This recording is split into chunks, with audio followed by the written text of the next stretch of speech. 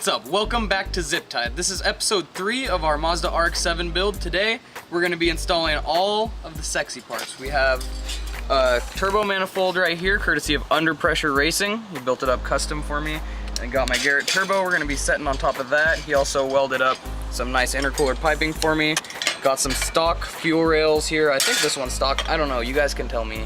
But I got them for a great deal and got a Grady inlet for my stock intake manifolds, and we're gonna make all this stuff happen right now.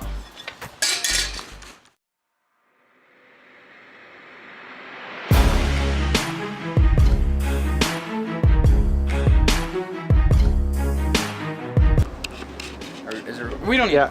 No, I'm embarrassed. It's dirty. I don't want to tell them. We're gonna gunk it. They don't need to see it.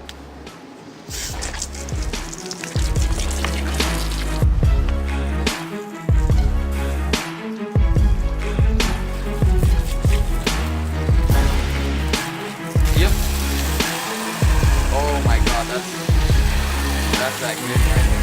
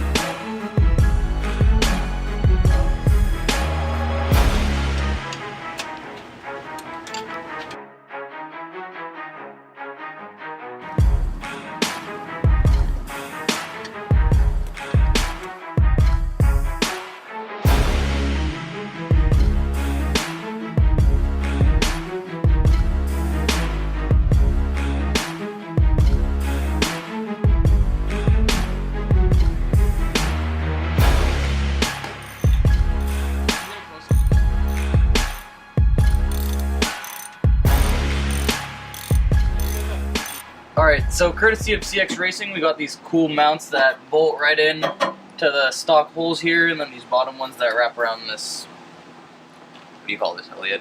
A bar. Okay, I was gonna call it a bar. And then the intercooler gets placed right in between those, and it fits really nicely in there.